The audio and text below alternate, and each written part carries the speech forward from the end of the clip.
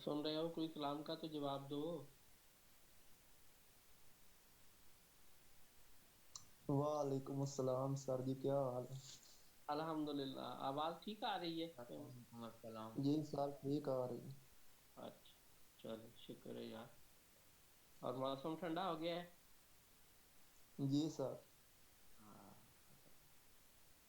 चलिए माशाल्लाह, आज तो बड़ा जबरदस्त रिस्पॉन्स है। 5 मिनट में है और आप तकरीबन 19-20 हो गए हैं, तो जी जल्दी उठ सर। जाया करते हैं। हाँ, तो चलें बिस्मिल्लाह करें फिर। जो कल पढ़ा था उसमें बताओ। आपने कोई तो वो जी जी। विद इन द रेंज थी कि number of the quantum state जो है वो with in the energy range E plus D.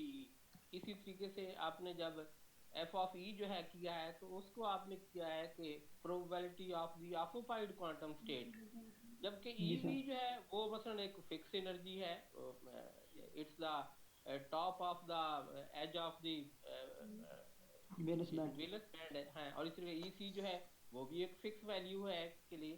तो ये वेरिएबल में नहीं आता। ई जो है उसको मतलब उनका के ले ई सी से लेकर उसको आपने इनिशियल ले ली इन्फिनिटी तक हो सकती है। infinite, जी हाँ। ठीक है। और होल के लिए आपने उसको ई वी से माइनस इन्फिनिटी तक। माइनस इन्फिनिटी की जा सकती जी ठीक है सर। है। जी, और शाबाश। और बताओ बेटा कोई।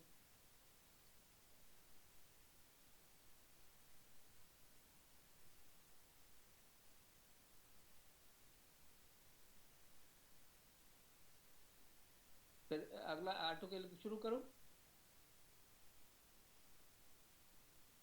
सेकंड टर्म है जिसमें टी का आ रहा है वेरिएबल, और ये एम पी स्टार और एम एन स्टार जो है मसलन। तो इसको अगर हम ये जीरो कर देते हैं तो फिर भी ये ई एफ देखते हैं कि that lies at the mid of E C और ई वी जो है। और या फिर ये भी था कि अगर आप एक नॉर्मल इलेक्ट्रॉन को ले लेते हैं तो नॉर्मल इलेक्ट्रॉन और free electron, sorry, free electron और बाउंड इलेक्ट्रॉन से मेरा क्या मतलब होता है भला? ये अस्मारा बेटा तुम बताओ भला कि एक नॉर्मल फ्री इलेक्ट्रॉन और बाउंड इलेक्ट्रॉन, इन दोनों में क्या फर्क है?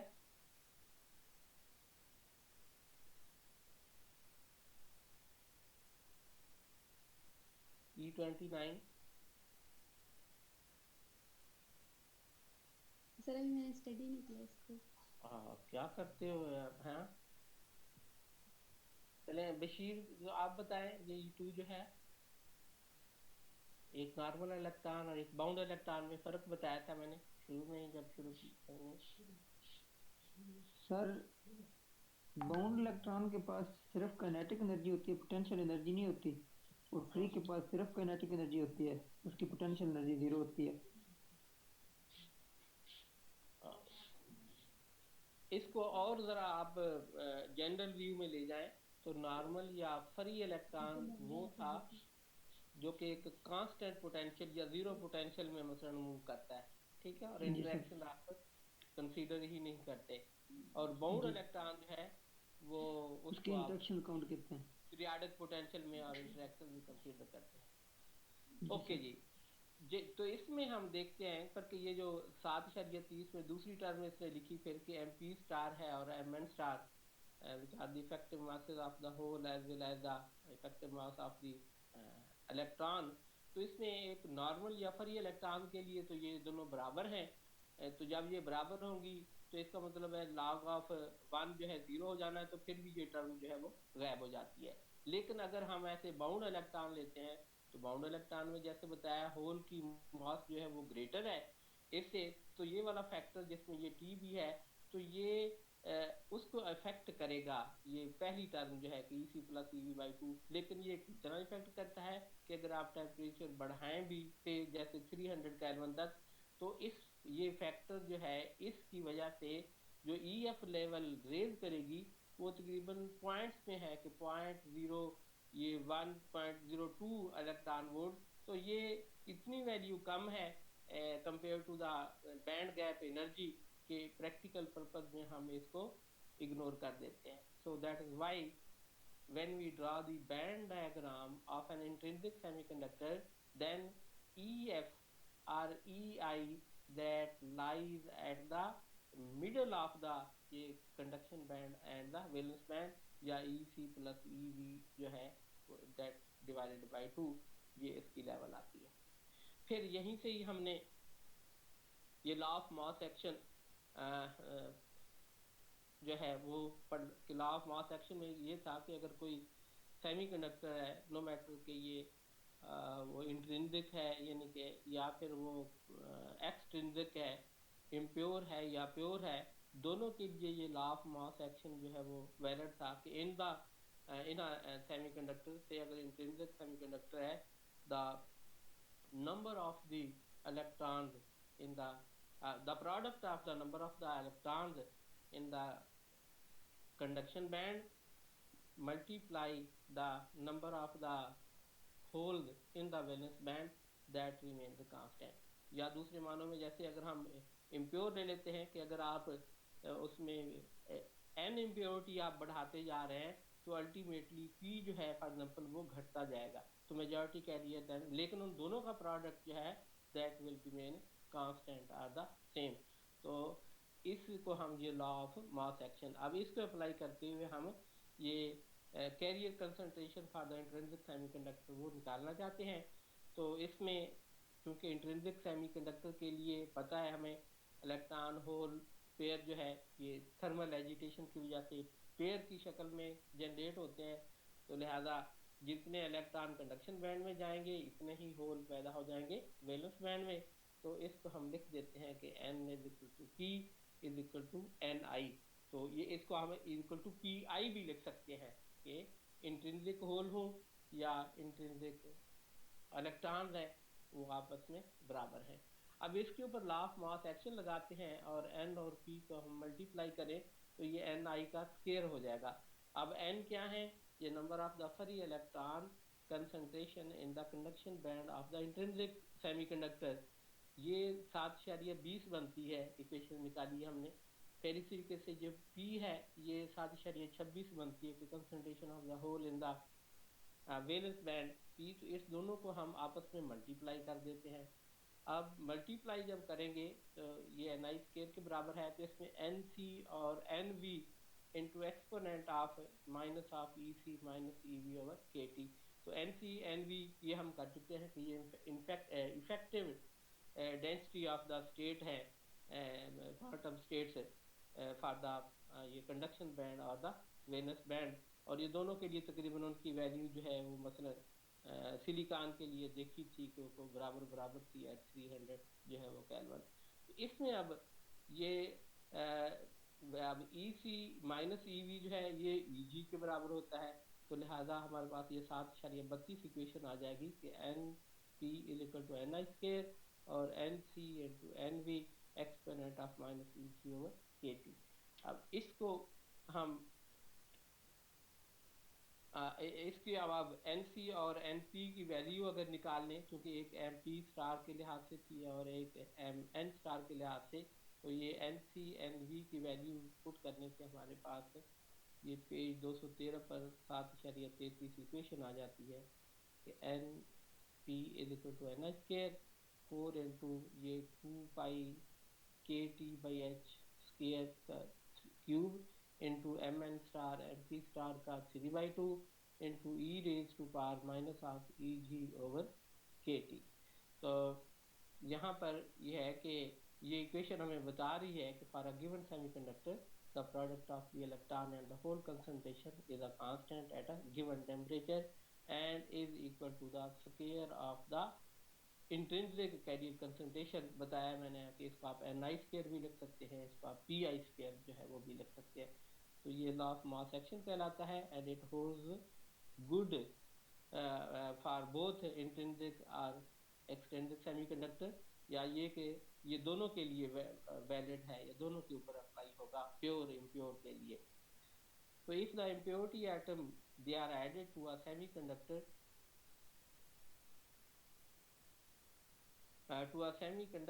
to increase n, there will be a corresponding decrease in the p such that the product of NP that remains constant. तो इससे हम ये इक्वेशन लिख लेते हैं कि n into p is equal to ni square 7.34। अब इसी को ये जो 7.33 है ये ni का स्क्वायर है इनके intrinsic carrier concentration of the electron in the conduction band. तो हम ये वैल्यू मालूम करना चाहते हैं तो 7.33 का ही स्क्वायर रूट ले लें तो ni स्क्वायर का ni आ जाएगा और ये 4 का 2 आ जाना है और ये जो था 2 पाई के टी एच का स्क्वायर ये 3 था तो ये 3/2 आ जाएगा। इसी तरीके से m1 mp स्टार जो है ये रेज़ टू पावर ये 3/2 था तो अंडर रूट लेने से ये 3/4 हो जाएगा और ये एक्सपोनेंट पावर जो है ये -eg/kt था। जब इसका लेंगे हम ये स्क्वायर रूट तो ये रेज़ टू पावर 1/2 होता है तो एक्सपोनेंट पावर पे इसको हम ये हमेशा उसके साथ लिख लेते हैं तो लिहाजा ये -(eg/2kt) आ जाएगा यहाँ पर। तो ये 7.36 इक्वेशन आ गई हमारे पास के intrinsic carrier concentration of the electron in the conduction band. So अगर pure germanium at 300 Kelvin the intrinsic electron concentration is about 2.4 into 10 raised per 19 meter per meter cube when the concentration of the germanium atom is 4.4 into 10 raised to power 28 per meter cube।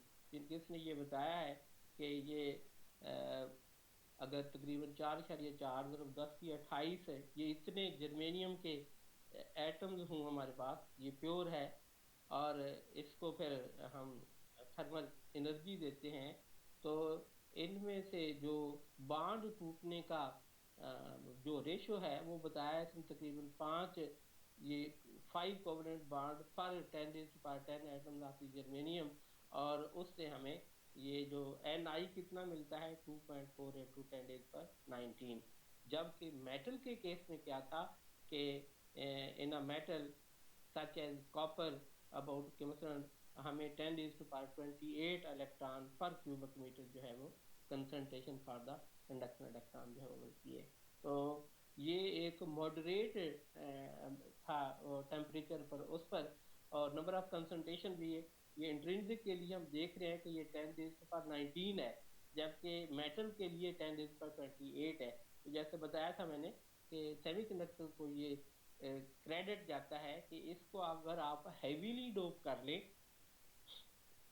इसमें हमने तो यही किया था ना कि 1 atom in the 10⁻6 और 10⁻8 इसकी बजाय फॉर एग्जांपल इसको अगर ये हैवीली डोप किया जाए तो फिर इसकी कैरियर कंसंट्रेशन भी बढ़ जाएगी और इसका बिहेवियर ऐसे ही होगा जैसे मेटल में हमें मतलब majority of the carrier concentration मिल रही है। जी अब आ जाते हैं हम के इम्प्योर सेमीकंडक्टर की तरफ। साथ ही साथ ये आर्टिकल जो है कि carrier concentration Fermi level and conductivity for the extrinsic या प्योर इम्प्योर सेमीकंडक्टर। तो जैसा पहले पढ़ चुके हैं हम कि the donor or the acceptor levels they are present in the extrinsic semiconductor depending on the type of the impurity present.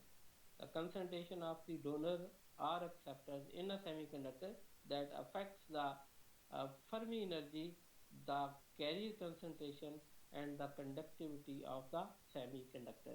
यानी कि प्योर सेमीकंडक्टर में n की वैल्यू, p की वैल्यू, सिग्मा की वैल्यू जो है वो एक लिमिटेड है पर लेकिन जब हम इसको में इम्प्योरिटी ऐड करते हैं तो n की वैल्यूज जो है वो बेहतर आ जाती हैं, n की भी, p की भी और सिग्मा की भी।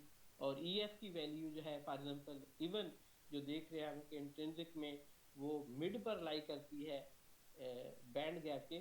तो हम देखेंगे ये कि जब हम एन टाइप लेते हैं तो वो तकरीबन वो रेज होकर कंडक्शन बैंड के करीब चली जाती है। इसी तरीके से अगर वो पी टाइप हमारे पास सेमीकंडक्टर है तो उसमें ये इम्प्योरिटी ऐड करने की वजह से EF जो है वो इसके वेलेंस बैंड के करीब आ जाती है। तो इसका मतलब वो रेज हो जाती है तो रेज होने की वजह से हमारे पास उसकी फिर कंडक्टिविटी जो है वो बढ़ती है। कैसे है मुझे नेक्स्ट आगे हम ये पहले कैलकुलेट करते हैं कि क्या वैल्यू है इसकी, एन की, सिग्मा की और एफ की। तो पहले जी एन टाइप सेमीकंडक्टर, तो एन टाइप वो थे कि हम पेंटावेलेंट इम्प्योरिटी ऐड करते हैं 5 ग्रुप से, फास्फोरस है या एंटीमनी है, तो चूंकि उसके 5 होते हैं वैलेंस इलेक्ट्रॉन, तो 4 जो थे वो तो नेबरिंग सिलिकॉन के साथ बॉन्ड बना लेते थे, तो 5वां जो है वो फ्री होता था, लेकिन वो फ्री बिल्कुल फ्री नहीं था, that was for example confined to its host, यानी कि आपने एटम जो है उसके साथ वो था लिंक्ड, लूजली बॉन्ड था। तो हम जब के बीटा रेंज की एनर्जी सप्लाई करते थे तो फिर वो इलेक्ट्रॉन फॉर एग्जांपल वहाँ से फ्री होकर हो जाता था। तो ऐसे हमें फॉर एग्जांपल एक्स्ट्रा एक इलेक्ट्रॉन मिल जाता था which is available for the conductivity in the conduction band. जी, तो एन टाइप सेमीकंडक्टर के लिए the energy level diagram for N N type semiconductor is shown in the figure 7.7। At 0 Kelvin all the donors in the are in unionized state. All the donors levels are occupied with electrons. As the temperature increases slightly, some of the donors get ionized and contribute electron to the conduction band. Also, some of the valence band electron they may jump to the conduction band, leaving behind hole in the valence band. ये मसलन आप देखें कि ये इसी 214 page पर इसने ये एनर्जी डायग्राम जो है band model of an N type semiconductor जो है वो शो किया है। तो इस डायग्राम में देखें क्या है कि जी टॉप पर ये है कंडक्शन बैंड है और उसकी बॉटम को ये जो एज है फॉर एग्जांपल उसको ईसी से रिप्रेजेंट किया है। इसी तरीके से नीचे जो है वो वैलेंस बैंड है और इसकी टॉप को ई से रिप्रेजेंट किया है। इसके सेंटर में ये डैश जो है डॉटेड लाइन वो ई आई है। ये ई आई क्या था, ये इंट्रिंसिक सेमीकंडक्टर के केस में मसलन ई आई है, तो चूंकि ई एफ भी हुई होती है तो इंट्रिंसिक के लिए इसको हमने लिख दिया था कि ई I is equal to F. तो अब हम पढ़ रहे हैं इम्प्योर सेमीकंडक्टर है, तो उसमें बताया है कि ई एफ जो है वो भी रेज कर जाती है due to the addition in the carrier concentration. तो इसमें अगर आप देखें तो ये रेज होकर ये एन टाइप थी, तो ये चली गई है ई सी और ई डी के दरमियान, ये डैश लाइन जो है वो ई एफ को रिप्रेजेंट किया है, और ई एफ से थोड़ा सा ये मसलन जो नीचे है ई डी जहाँ पर डॉट रिप्रेजेंट कर रहे हैं, तो डॉट जो है एक्चुअली ये इम्प्योरिटी अनआयोनाइज्ड एटम्स है। जब 0 केल्विन है तो ये एटम्स जो हैं वो अनआयोनाइज्ड का मतलब ये है कि इनमें एक एक्स्ट्रा इलेक्ट्रॉन तो है but that is bound to their atoms, वो एक्स्ट्रा अभी तक नहीं है। अब हम जब देंगे इसको एनर्जी तकरीबन थर्मल एनर्जी जो है वो के बीटा टी की रेंज की, तो ये एक्स्ट्रा इलेक्ट्रॉन क्या करेगा, ये कंडक्शन बैंड के ये नज़दीक है और कितनी थी 0.02 0.03 के लगभग ये वाला अब ये गैप है ई डी से ये ई सी तक। तो क्या है कि जैसे जैसे हम करेंगे एनर्जी बढ़ाएंगे तो ये जो इम्प्योरिटी एटम्स थे अनआयोनाइज्ड ये आयोनाइज होंगे। तो आयोनाइज होने से क्या मतलब है कि इनमें से ये डॉट निकलेंगे, इलेक्ट्रॉन निकल कर वो कंडक्शन बैंड में चला जाएगा, और इनको अगर हम एन डी कहें तो जो कि अनआयोनाइज्ड है, जब इनमें से इलेक्ट्रॉन निकल जाएगा तो इनकी तरह एक प्लस आ जाएगा, तो एन डी प्लस आ जाएंगे हमारे पास। तो ये इमोबाइल आयन्स होंगे जिनका कोई रोल इसमें नहीं होता कंडक्टिविटी। हाँ अलबत्ता जो इलेक्ट्रॉन यहाँ से निकल कर कंडक्शन में बैंड में चले गए they have the role for the conductivity. तो अब हम जैसे जैसे टेम्परेचर बढ़ाते हैं तो क्या हो रहा है कि ये एन डी अनआयोनाइज्ड एटम जो हैं वो आयोनाइज होकर Nd प्लस होंगे और उनमें से इलेक्ट्रॉन वो कंडक्शन बैंड में चलेंगे। देयर इज पॉसिबिलिटी के a few electron from the valence band, ये जो पूरा एनर्जी गैप बनता है ये EV के नीचे से, कि यहाँ से वो जंप करके डायरेक्ट कंडक्शन बैंड में पहुंचेंगे। तो यहाँ पर इसका मतलब हो जाएगा कि फिर कंडक्शन बैंड में अब दो तरह के इलेक्ट्रॉन होंगे। एक तो जो आप ये due to the ionization of the impurity atoms, लेकिन जो मेजॉरिटी में होंगे। तो चंद एक ऐसे इलेक्ट्रॉन भी हैं जो पहुंचे हैं वहाँ पर, जो पीछे छोड़ के गए हैं वैलेंस बैंड में, होल छोड़ के गए हैं, लेकिन इनकी वैल्यू जो है वो बहुत ही कम है, जिनको हम ये मिनॉरिटी कैरियर कह सकते हैं। तो यहाँ से हम ये इक्वेशन 7.37 से फिर लिखी है हमने कि n इज इक्वल टू ये Nd plus plus P। n क्या है? these are the total number of the free electron in the conduction band and this is equal to, बताया मैंने कि दो तरह के इलेक्ट्रॉन हैं। पहला है Nd प्लस, तो Nd जो है अगर अनआयोनाइज्ड इम्प्योरिटी एटम्स हो तो Nd प्लस जो है जो आयोनाइज हुए और इलेक्ट्रॉन कंडक्शन में पहुंचे, प्लस P जो है these are the holes in the valence band, जिसके इक्विवेलेंट इलेक्ट्रॉन चंद एक जो है वो ऊपर पहुंचे थे। तो जैसे बताया कि लो टेम्परेचर पर ये जो P है इनके होल कि यहाँ से इलेक्ट्रॉन कंडक्शन बैंड में इनका नंबर बहुत ही कम होगा। अल्टीमेटली 737 इक्वेशन में हम ये वाले इलेक्ट्रॉन जो इम्प्योरिटी आयोनाइजेशन की वजह से पहुंचे हैं वो मेजॉरिटी कैरियर, और जो इधर थर्मल आयोनाइजेशन की वजह से वैलेंस बैंड से गए हैं उनको P के इक्विवेलेंट किया है, तो ये बहुत ही ये मिनॉरिटी कैरियर है। तो लिहाजा हम ये 7.37 से इक्वेशन देख ली कि Nd प्लस प्लस P, और अगर लो टेम्परेचर हो तो हम P को यहाँ इग्नोर भी कर सकते हैं। यही चीज़ इसने ये 214 पेज के स्टार्ट में ही लिखी है कि the number of the whole produce in this process is however quite small. इसका मतलब है कि टेम्परेचर ज़्यादा हाई नहीं है और रखना भी कम ही है, क्योंकि अगर ऐसे ना हो कि टेम्परेचर बहुत लार्ज है तो उस सूरत में यहाँ से भी मेजॉरिटी इलेक्ट्रॉन वहाँ पर पहुँचेंगे, तो फिर हम इस